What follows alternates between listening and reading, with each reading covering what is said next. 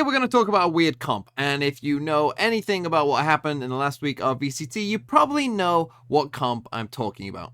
I am of course referring to this monstrosity of a comp that Talon ran against DRX on their game of Split.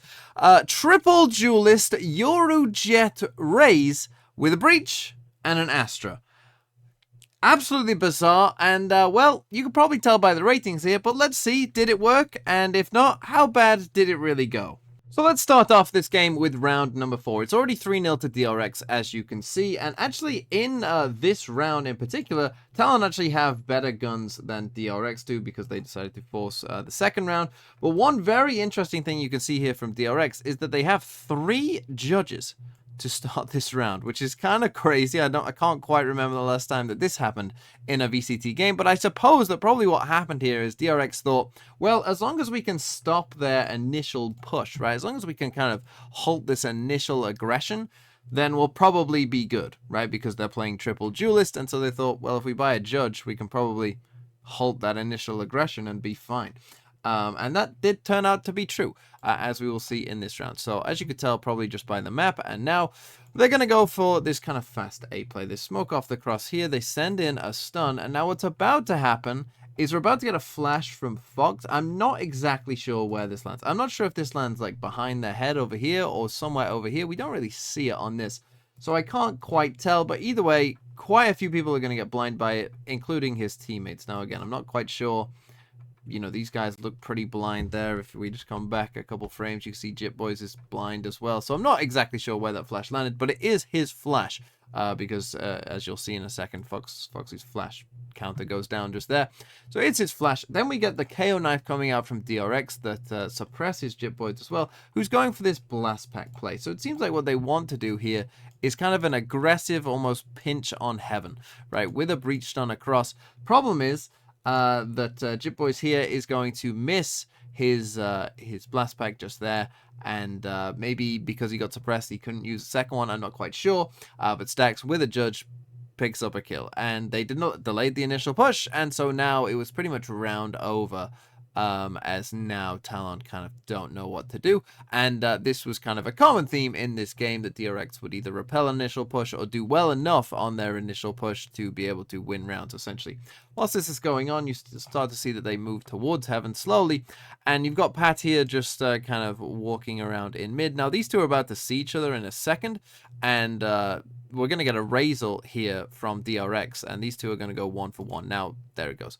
So, whilst that's going on, though, Fox has decided to send this Yoru gate crash just to the back here of Heaven, and I suppose that this is just a complete desperation heave. I don't know what we're meant to do at this point, because he's about to use that teleport, and as you can see by the map, guess what happens next? Yep. They just pretty much donate a gun. And remember, this is kind of a bonus round here for DRX with the worst guns, but you can see that they're winning it pretty handedly here.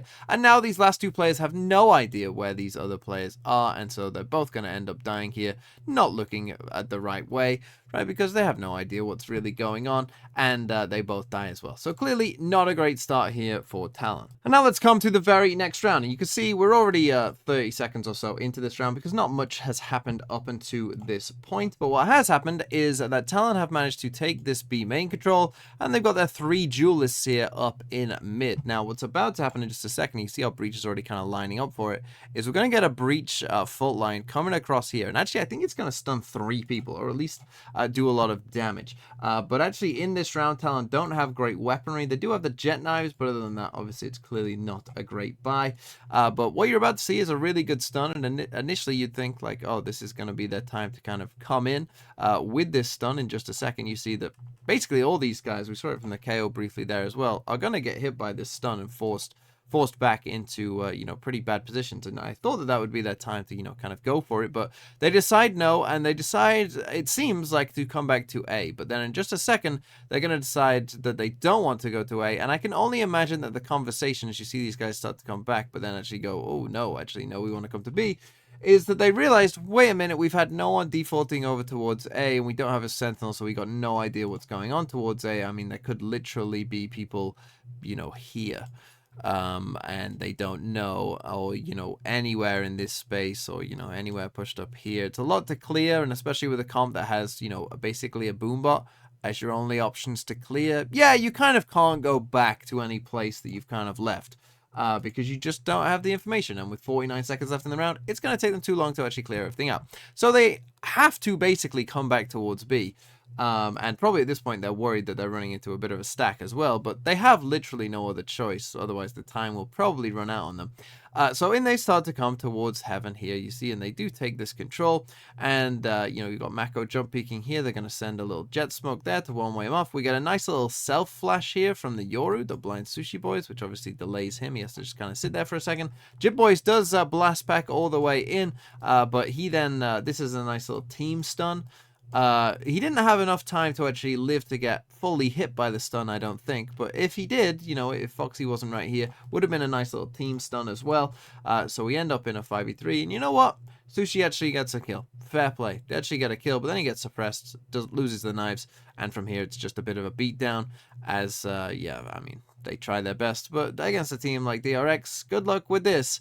As, they're going to be able to find Fox at the end here and get this final kill. And, for DRX, here's a pretty clean round again. And Talon, you see again some of their problems. And now let's come to round 7. And again, to be fair, this is a save round, for Talon. And so, they don't have great weaponry. As you can see, they do have 3 ults and they're 1 off a breach ult. So, there was maybe some danger in this round for DRX, but there wasn't any danger, as we will see in just a second. This round's actually just going to start off with Mako just spamming here and finds a kill on Fox just through the smoke, I'm pretty sure.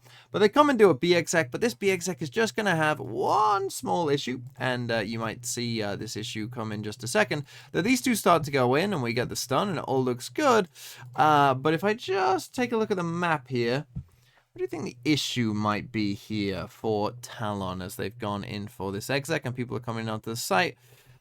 What do you think might be the issue? See if you can tell by just the map. But if I play the round forward in a couple seconds, I think you'll be able to tell pretty thoroughly what the issue is. Oh yeah, we didn't have our smokes down yet. We didn't even place the stars yet by the time we're actually coming in. So we're just, pretty much going for a straight B exec. There isn't any, any other layer to this. This is just a straight B exec, but we don't have smokes down yet, and so one of our players dies for that.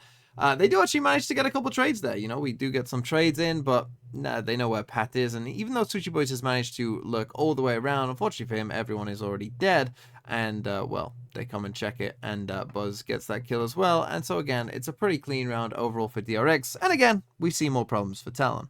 And now let's come to round number 9, which is actually a round that they win, and yet despite winning it, it manages to be thoroughly unimpressive nonetheless. Let's take a look, shall we? So this round is going to start off with this KO knife coming out towards A, and then Stacks, with the KO knife seeing 2, they're still getting hit by this KO knife that was coming in very regularly, decides to send in his dog, and it sees nothing. So he thinks that they've gone away, and obviously 8-0 up, he's feeling himself. He doesn't really care at this point. He walks out, and he dies. And he's like, oh, shucks. I probably wouldn't have done that if this was, 6-5. And then we get this kind of weird Yoru clone that walks across, and I guess it does kind of bait Foxy because he's kind of looking towards it, and Fox actually managed to get that kill as well. So we're in a 5v3. Now, we're going to get a Yoru ult in a second, but it doesn't really do too much. But the next thing we need to focus on here is Pat in this lurk in a 5v3. And you might find yourselves in similar situations to this as well in your rank games, right?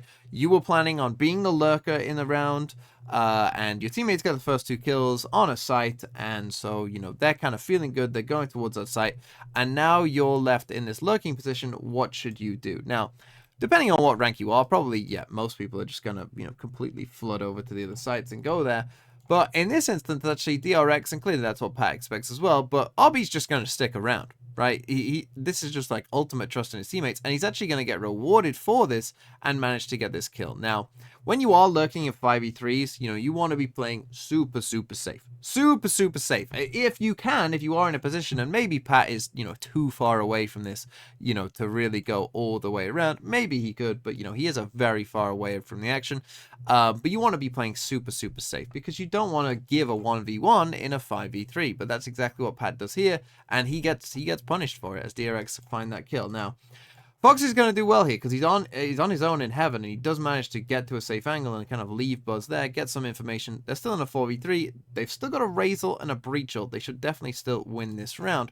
But what we're about to see in just a second is kind of crazy, and I have no idea, literally no idea what is going on. So Fox has managed to get himself, you know, they're in pretty fairly standard positions here, right? We got a crossfire on this, you know, if they're coming down the ramp, we got two people fighting there. Like, it seems like a decent setup, right? We got someone checking heaven, like, you know, all the bases seem to be covered here somewhat for Talon. But then for whatever reason, Sushi Boys with no utility, and I can't really tell what timing this was off either, just decides to randomly swing and take a 1v1. Again, no idea, and again, if we look at the utility that they still have available, Crew still has his full util and an ult, right? Fox still has a flash as well. You would think that, you know, there would be some util off this swing or something, but no, Sushi Boys just swings, and he dies. And so we end up in a pretty bad situation, and now Fox, you know, feeling a bit of pressure or whatnot, he feels the need to try and check it. Are they crossing, whatnot? He then loses that fight as well. We end up in a 3v2 all of a sudden, and again, we were in a 5v3. Now they send out the Breachel. Now that it's like panic mode, they decide to send out Breachel, but RB wins that fight against Chip Boys, and we end up in a 1v3. And you would think there's no way, but somehow Cruz manages to clutch out a 1v3. And this is how they won their first round. They were in a 5v3, went all the way down to a 1v3, and then Cruz managed to win a 1v3. Kind of crazy, but that's how they won their first round. And this was kind of an example here of how this game on the whole went. Pretty bad. And I would say to any other team in either of the three leagues, don't try triple duelist again, because this isn't 2020.